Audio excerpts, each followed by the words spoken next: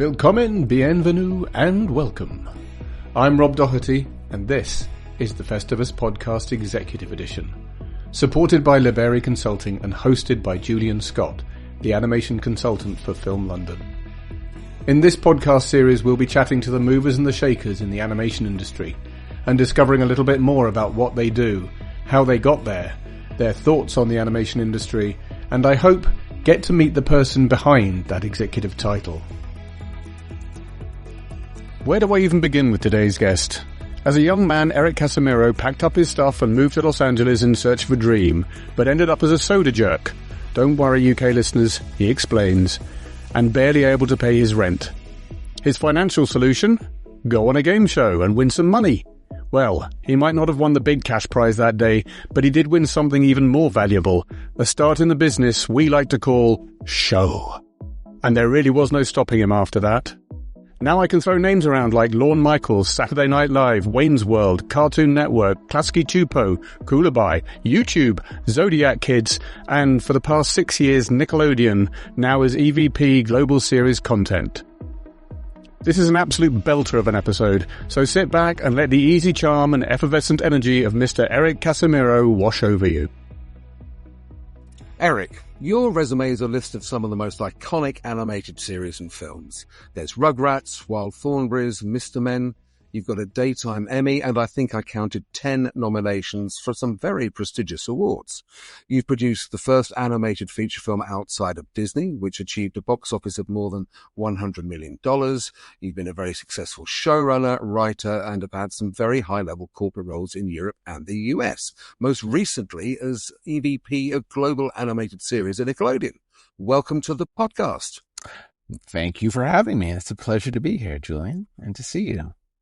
Now, your professional education started at the Northeast School of Broadcasting, where I think you studied professional program TV and radio production. But I'm curious to what led you there. Was there an early desire to get into the entertainment industry, fueled by something before that? I don't know, family connection, or just being engaged and inspired by TV films as a viewer? Well, I always loved TV. I was a child of TV. I was not someone who loved school, so I would stay home from school and watch television all day long. But the truth was, I was accepted to university to study music, and I had a marvelous music teacher in high school for orchestra and chorus, and near graduation, he said, "Don't do it. Become a plumber." And I thought, "Oh my word!" And I got cold feet, and I decided to take a skip year and think, well, if Mr. Adams says I shouldn't do music, and I thought I was good, and so I took it personally, like, is it my own musical ability? But I realized after talking to friends since then, who he also said to them, he was just a very miserable man. So I had this funny moment because I had always thought I was going to go to school, become a composer, maybe compose soundtracks. I just thought that would be my trajectory. And when that happened, I thought, well, I have to do something. And there was this professional school in Boston that taught you the basics of television and radio. And I thought, well, this would be a good fallback. If I can't do music, well, I'll do this, and then I'll see if I find some inspiration. And I did, strangely, in the copywriting for commercial portion of the studies. And it was a really great training. It wasn't a fancy school. It was, I think, a 18-month program, but it really taught you the rudiments of television, and it was like a trade school and radio. And I got a job in radio right out of that. And then decided to go to art school, thinking, well, if I can't be a composer, I love making, I'll be a filmmaker. And I was at Massachusetts College of Art and was having a great time of it. But I got that itch to come to Los Angeles, that I came to visit, and I was like, I need to be there. That's where it's happening. Not at my art school where I'm learning the experimental films of Stan Brakhage and Kenneth Anger. And I'm thinking, I'm not sure this is going to get me where I need to go. And not knowing where I needed to go, I just know I wanted to make and be more commercial. And so I packed up my car and drove cross country and started a life. And it was a crazy move that my parents were like, really? And I'm like, yeah, I think this is the right thing to do. And so I followed that funny dream bug. Not sure what it was. So you went out to LA on your own. Did you know anybody there? I had a high school friend who lived here, and I had a then boyfriend with whom I moved. So I wasn't alone, but he was an actor.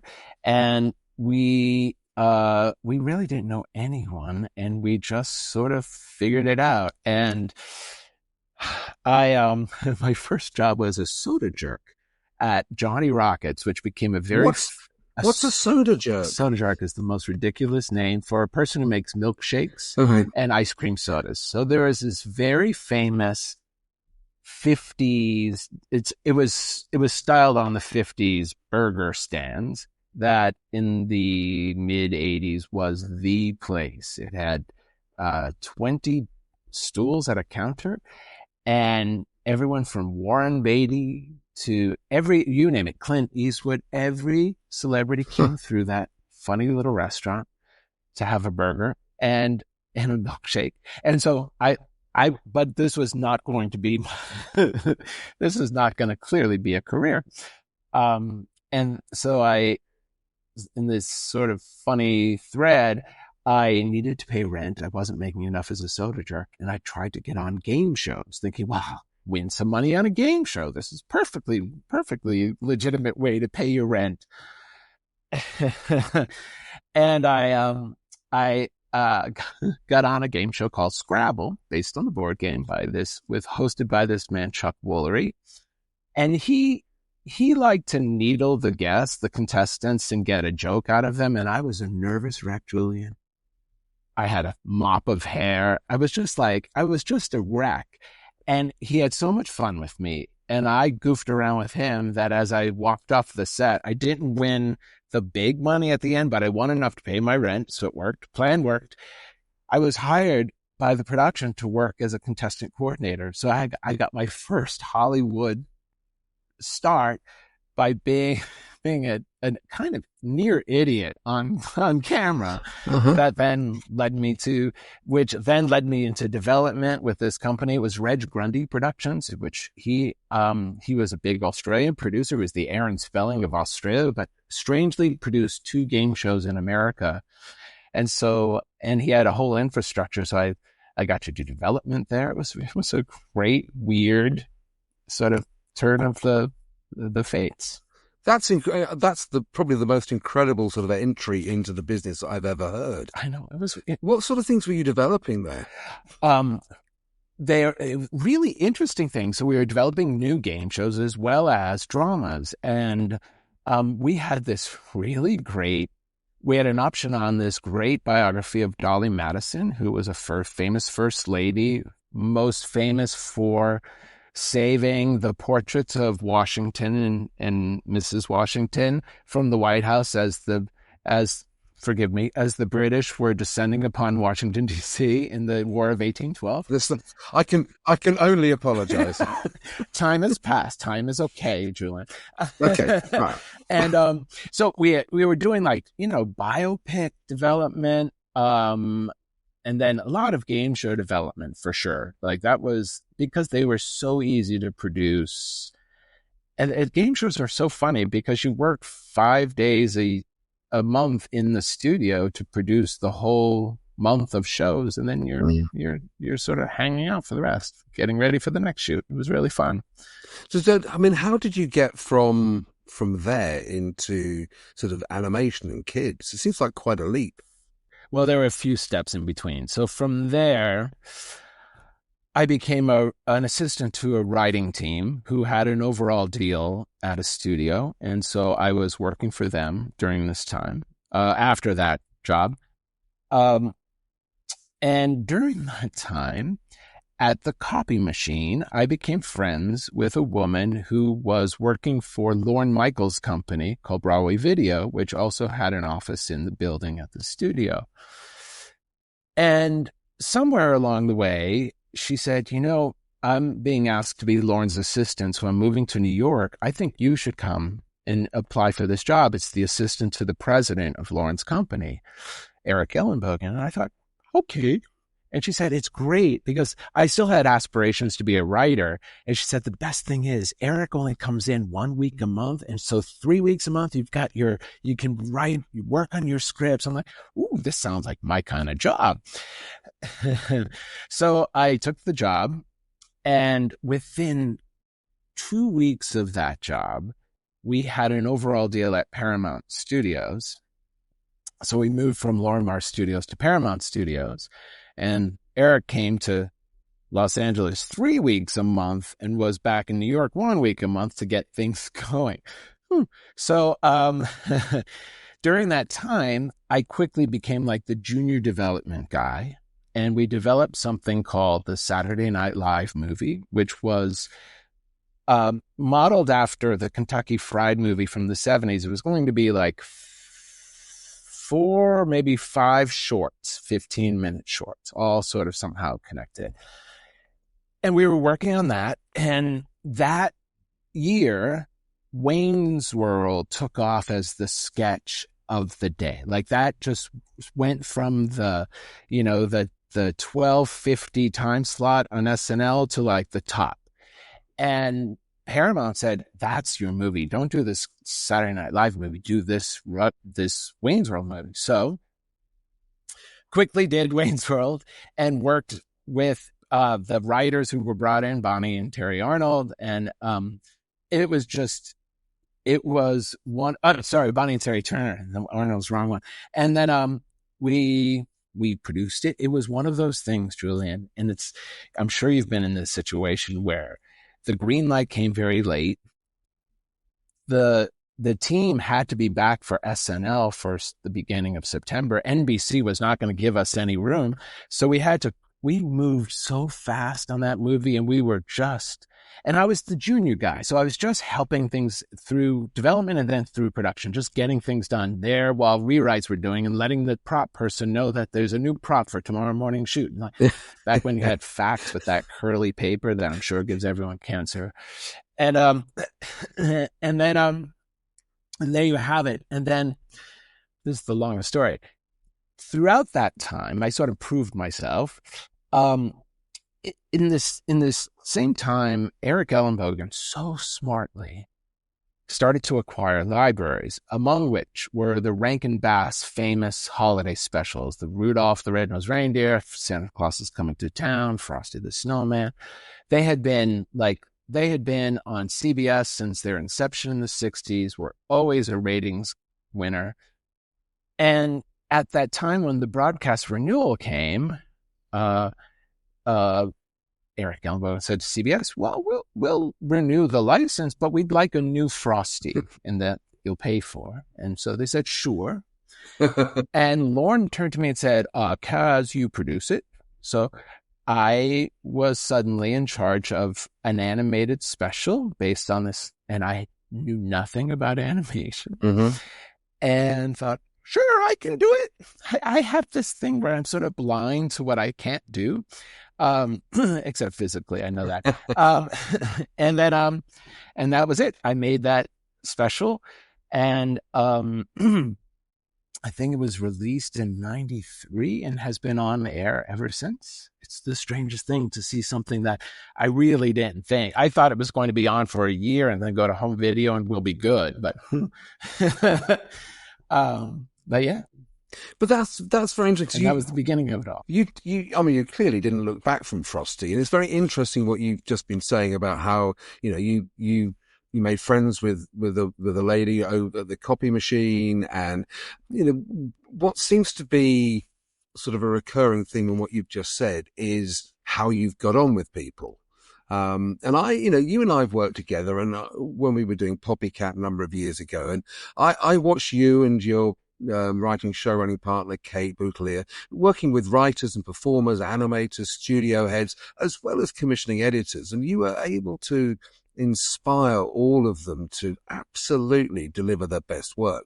So I'm curious what personality traits that you think bring out the best in creative teams, and is this something that you've seen in other people and then sort of work to emulate them themselves, or is it just something in you? That's a really good question. I think I'm gonna say that part of it might be just my personality, in that growing up as a gay boy and in a time when there weren't any models for this. Mm-hmm. And it was still like you were picked on quite a lot in school for being a sissy, or whatever the bullyish word of the day was. I think I developed like diplomatic skills for survival at that time that I think have stayed with me, in that I quickly learned if you could be funny, mm-hmm. You wouldn't be picked on as much.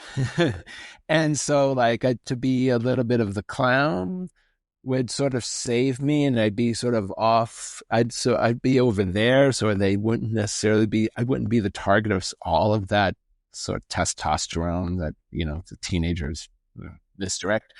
And I think that's a part of it. And then, quite frankly, working for Lorne, I was there for 7 years and I watched a lot. And the thing, I remember Lorne saying once that our job is, as producers, is to create a safe space. You corral the talent, give them the space they need, but there's an edge to where they can't cross, and you don't let them cross, but you give them everything they need within that space. And that really stuck with me, because that was a very clear way, and I have always managed that way. I've always given an awful lot of autonomy to my teams, as I was given autonomy by Lorne, and I feel like that is it comes out of respect and kindness, and I think and when you've been witness to those rooms, when you're in a writer's room, people share personal stories. You're trying to get at like the emotional center of a story. So you're often related to something that happened in your own lives. And there's a certain vulnerability to that. And to make people feel safe to share in that space, and always, in the rule of improv, and then, yes, and so I think all of those pieces sort of fueled or formed who I am. I'm curious because you mentioned writing rooms there. I've always thought there's quite a difference between sort of the business, the process of writing in the US and in the UK and in other territories in Europe. Would you agree with that? Do you think there's a different way of working between the US and elsewhere? Oh, yeah, for sure. In fact, on Poppycat, if you remember, we suggested a writer's room. And I remember bringing those writers in who we'd read. We hadn't met them. We didn't know many of them. We knew one, I think. He had worked here in LA with us on Mr. Man. And we're like, so does anyone have pitches? As you begin, you say, who has an idea? And we'll all work on it together. And people were not used to that. And I remember Kate saying, let's break out the chocolate. We'll get everyone going. So she broke open a box of Mrs. C's chocolate, and people warm up a little bit. And then after 2 days of that, and then if you remember, we came back 6 weeks or 8 weeks later to do it again. That second time, people were so into it. And I thought, there wasn't that sense of collaborative, you share, and I don't know if that has to do with the author's rights. I know in France, author's rights are very, very pristine and cared for. I don't know where it came from, but it was something different. But I saw that people really appreciated it, especially single writers who didn't have someone to bounce things off of at in their own writer's room. So it was actually it was a fun process to sort of bring something new to that team of writers who just were so lovely. It was such a great team. They were, and I think the other thing that the two of you did, which as the exec producer, I had to take a big gulp, was you insisted that every writer in that room was guaranteed 2 scripts. Mm-hmm. So they weren't coming in to pitch for a job. They had the job when they walked in. And I think that helped them be more collaborative as well, because they knew they were going to get 2 scripts. Right. They weren't going to just give away ideas for a day rate and say, oh, well, So yeah, that was, no, some of those we probably shouldn't have done, because the first draft, the first script was like, oh, Lord. But that's the risk you take as an executive producer. If it fails, it's your job to fix it. And, and Kate and I, even as a team, we never sat in a room together and wrote together. We ideated together in a room and came up with an idea of the outline more or less to talk it through. But when we went off to write, each of us did a first draft and sent it to the other, and the other had full license to change whatever and send it back for one last review. And then, so there was a homogenization. So it felt like one voice for the show.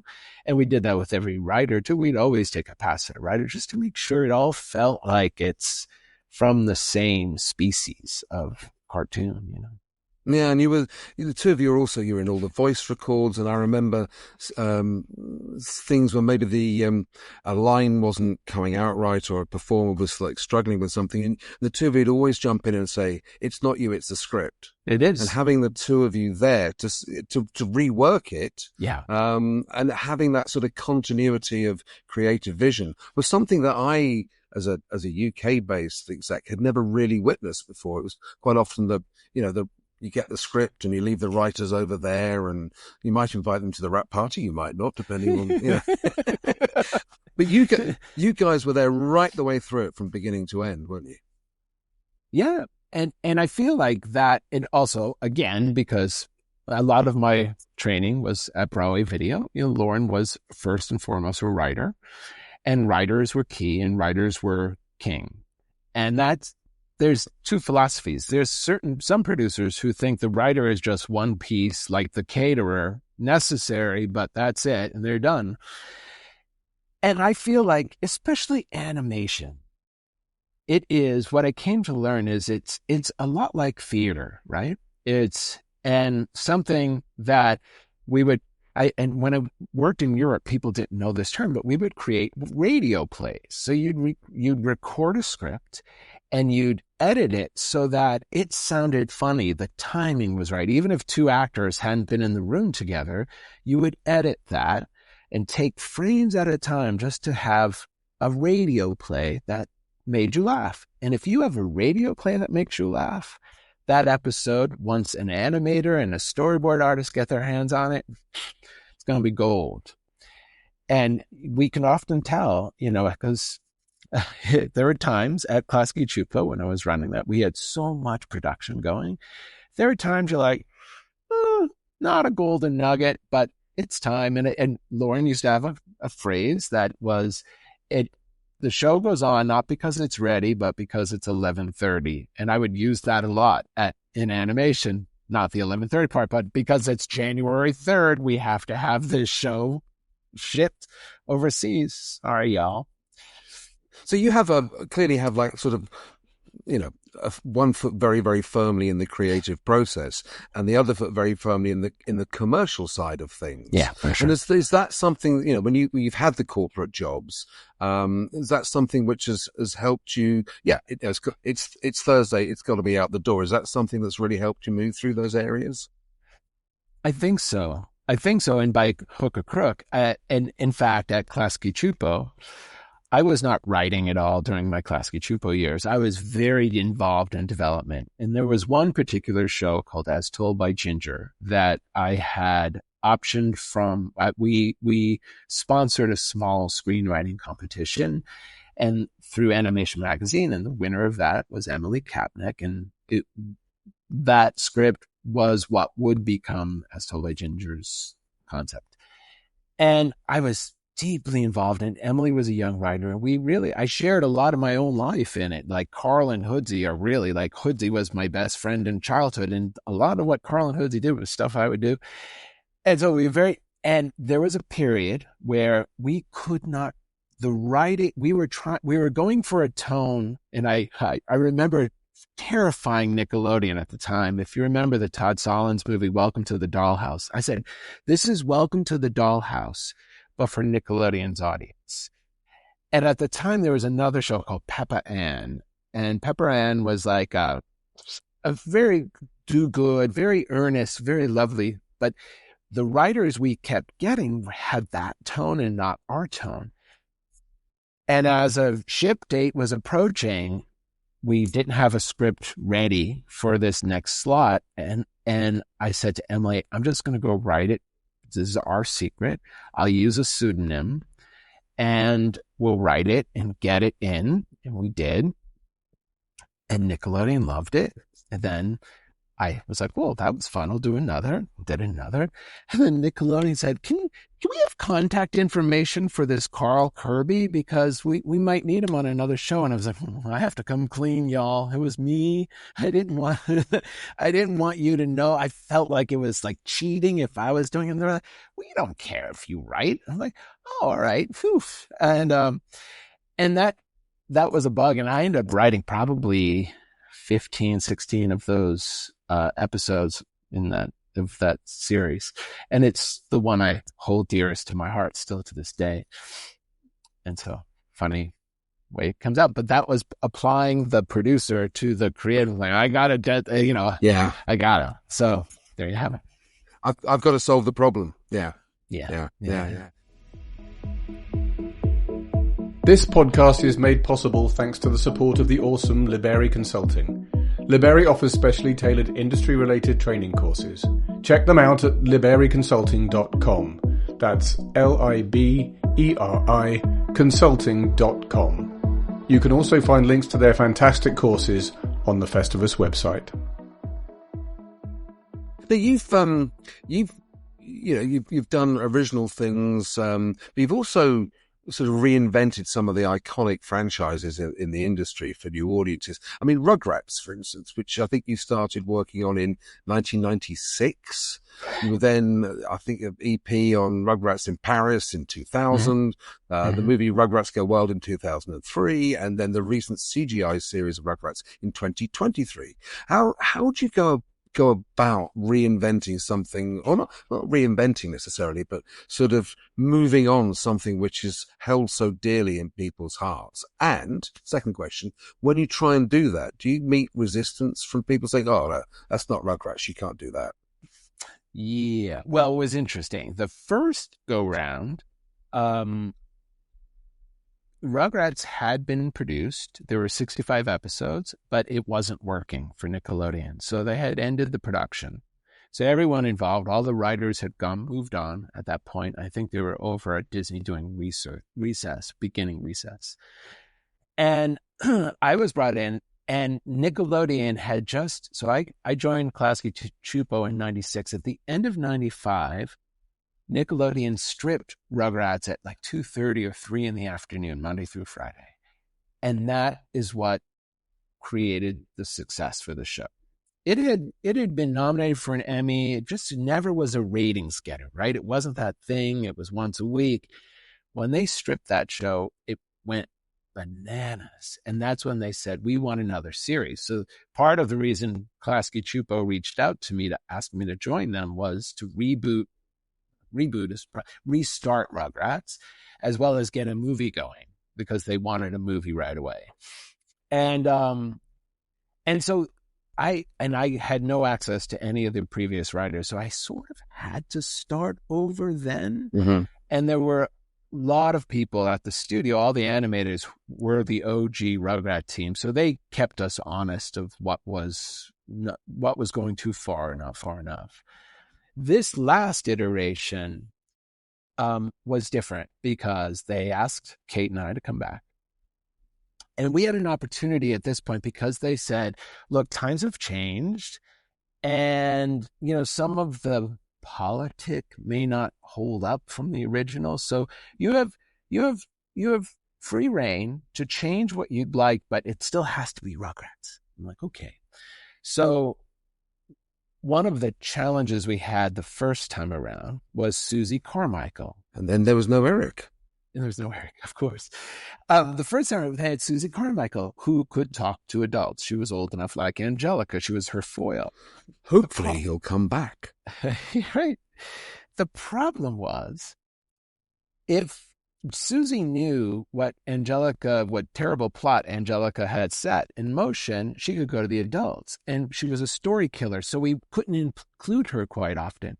This new version, we had her nonverbal to adults so that she could be part of the team all the time and understand, and then not ever undo the Angelica piece. So, because she was such a great character.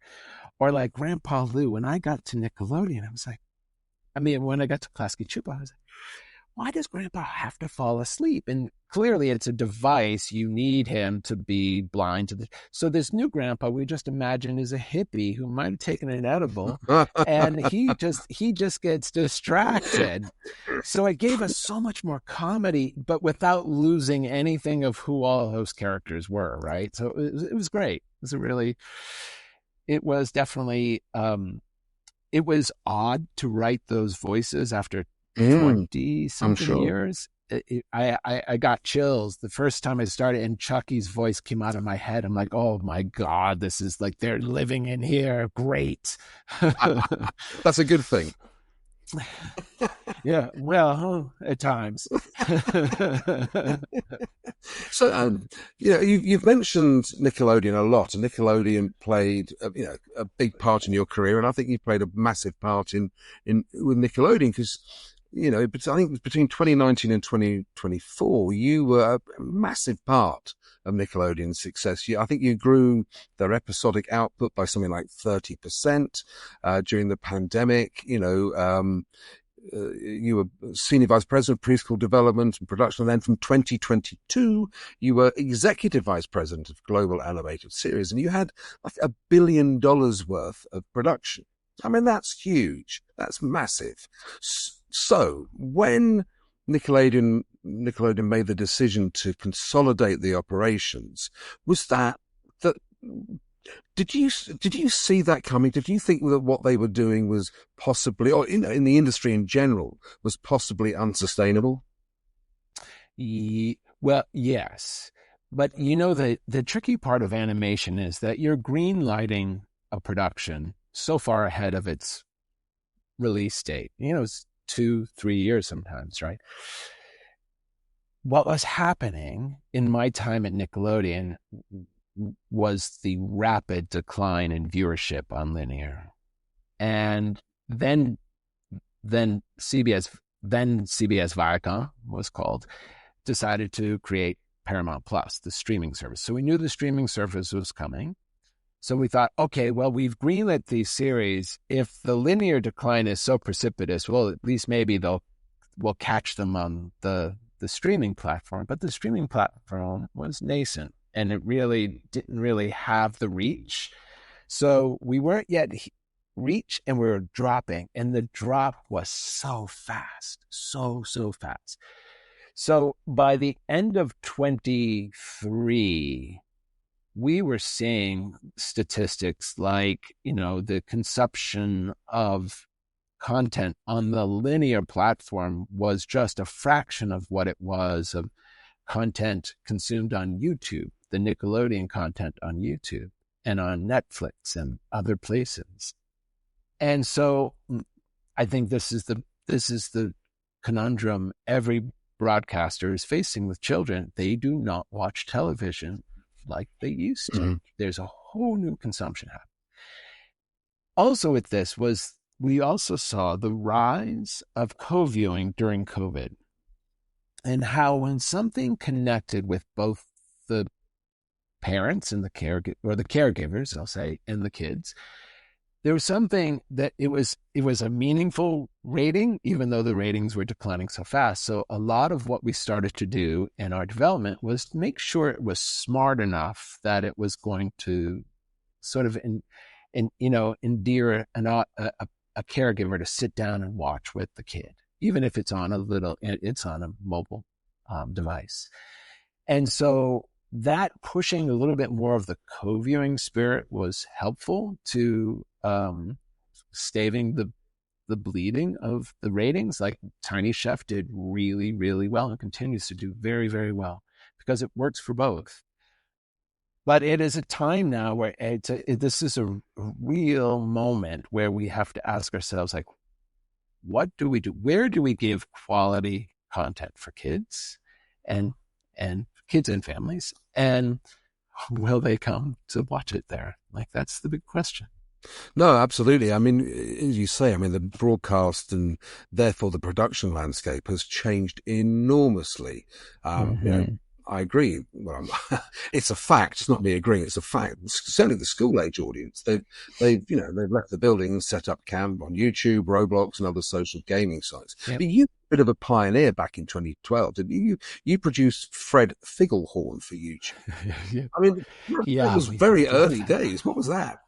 Those were very early days, and I was learning like what metadata was. I had no idea, but that was a really fun one because Lucas Cruikshank, who is the voice, who had created this character on YouTube, so he was a true pioneer. But he was very smart. He was a young kid when he began. I want to say he was like 14 when he began Fred.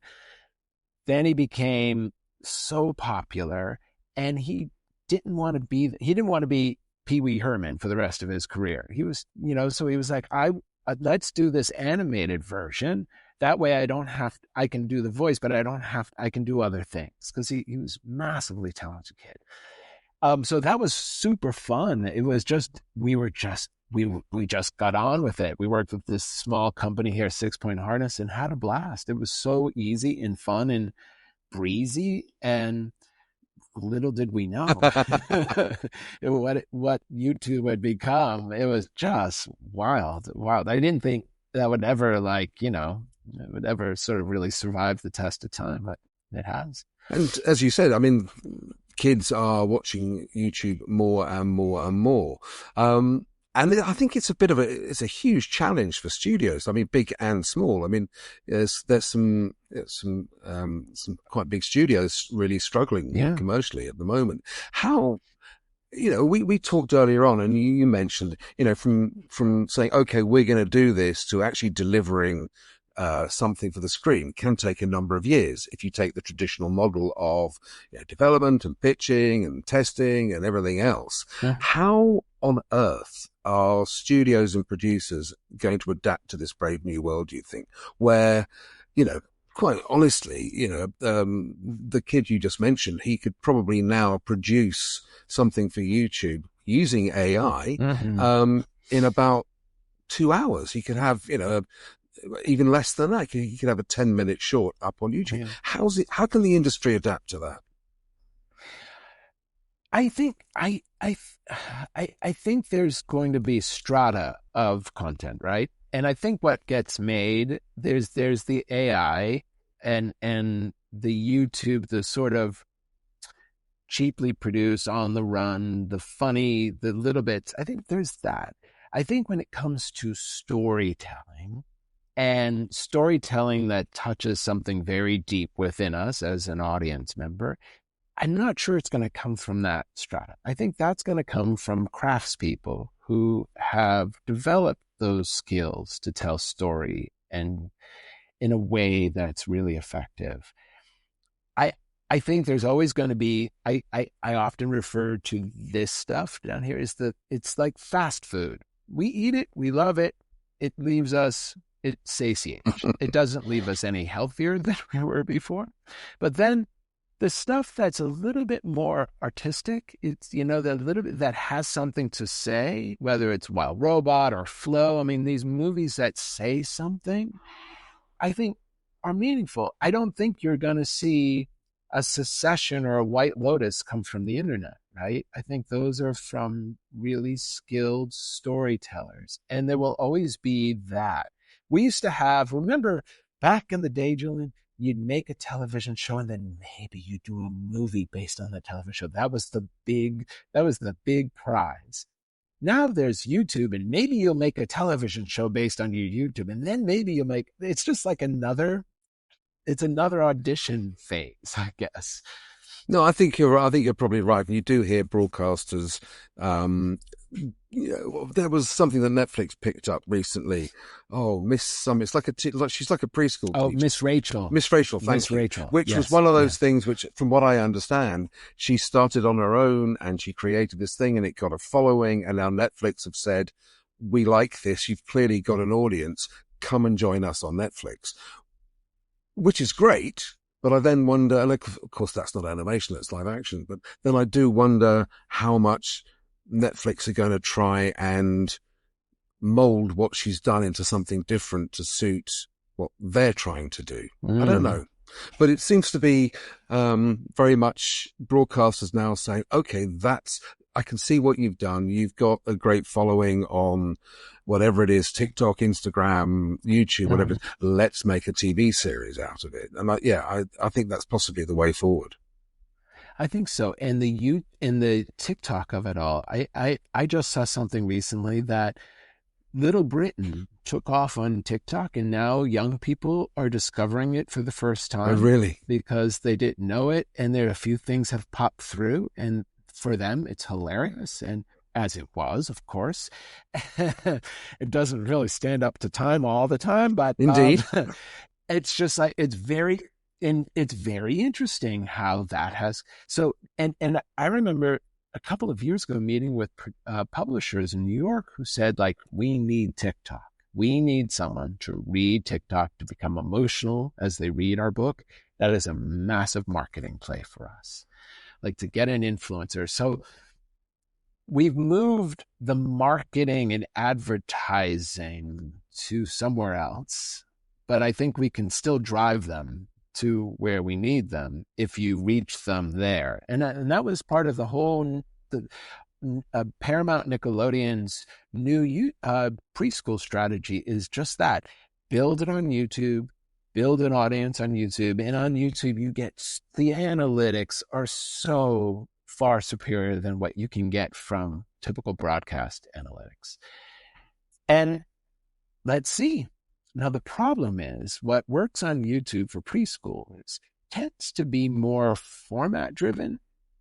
It tends to be like very simple races, or we would do these things at Nickelodeon called randomizers, where it's a claw game that reaches in and pulls out a Paw Patrol puppy, and then you run 3 minutes of a Paw Patrol clip. Then go back to the claw game and it pulls out, Dora, and you run a little bit of Dora. Making the leap from that to the longer is going to be the interesting challenge. Like, because you've got to bake it all into those characters, even though they're formats, so that you have a show later. And I know that Nickelodeon launched a show that we were developing while I was there called Kid Cowboy, and this is their first entry. And I wish them great success, because I think if you unlock that, I think you've unlocked a big challenge to reaching kids.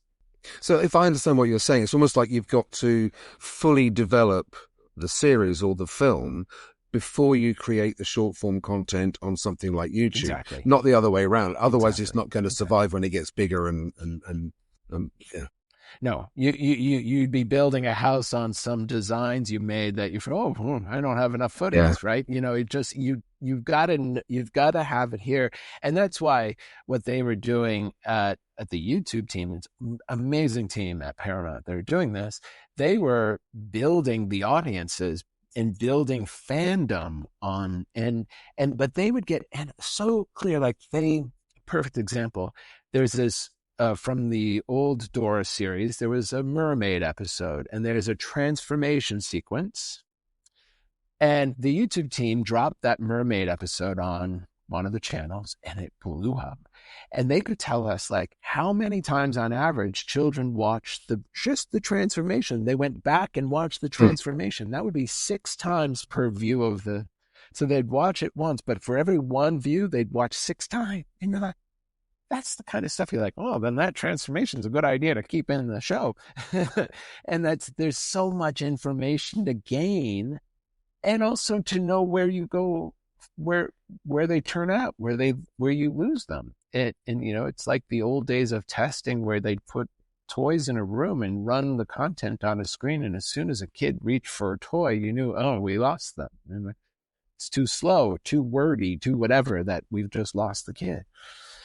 And do you not worry that that sort of understanding those analytics and that data to such an extent means that everything gets evened out, so it becomes the same level, it becomes a bit monotone? It is a risk, right? It becomes it just comes so homogenous. I think that's where you need storytellers to take risks and say, okay, I get that, but let's try this. Like, you've got to try things, right? Until, I remember, and I feel like a fool.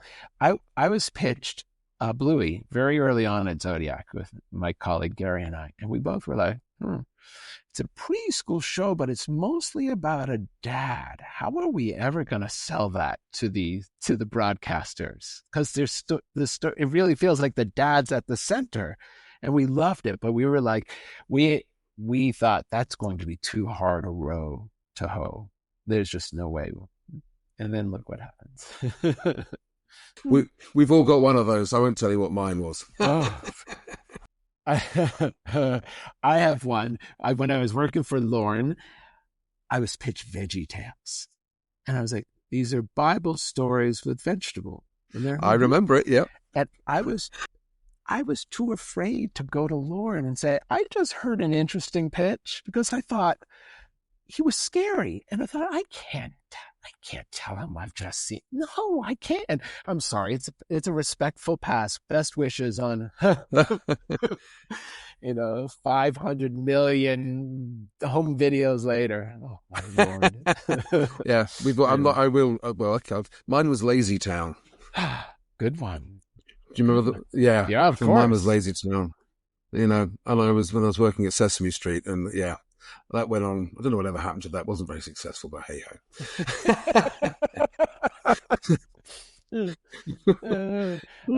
So listen, I mean, coming to the end of this now, and looking back at your career, what do you think the best piece of advice that you've ever been given was during your career?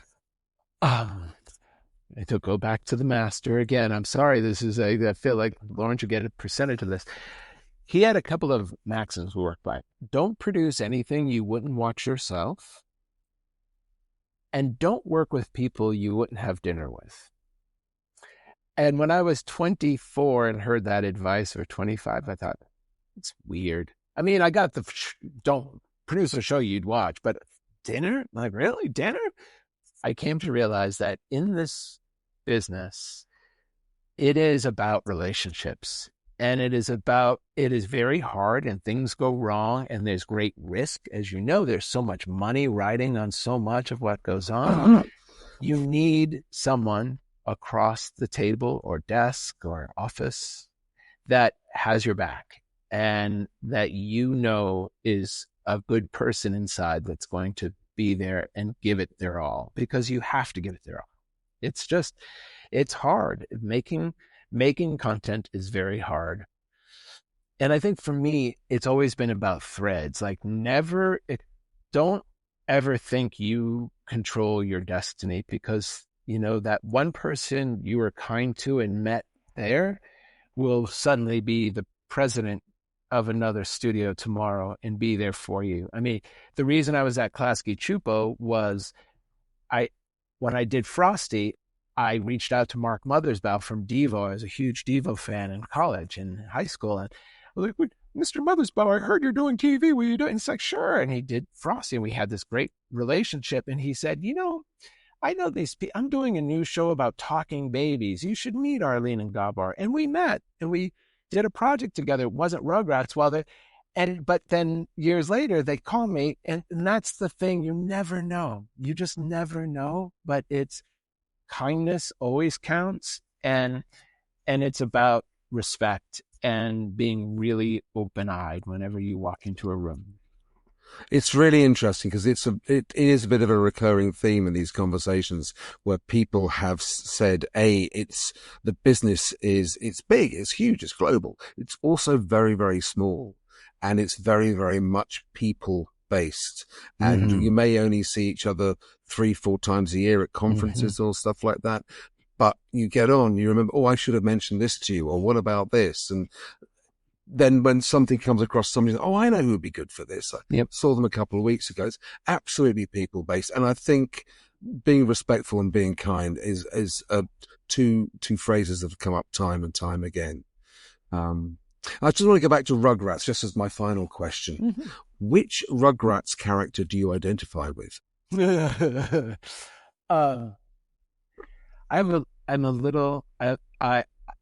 It's a split between Chucky Finster and Phil DeVille, because Chucky Finster he really represents the neurosis I sometimes have, but Phil is the sort of wisecracking, deadpan who I love. I mean, I disliked musicals. I should have my gay card taken away, but as a kid, I hated musicals.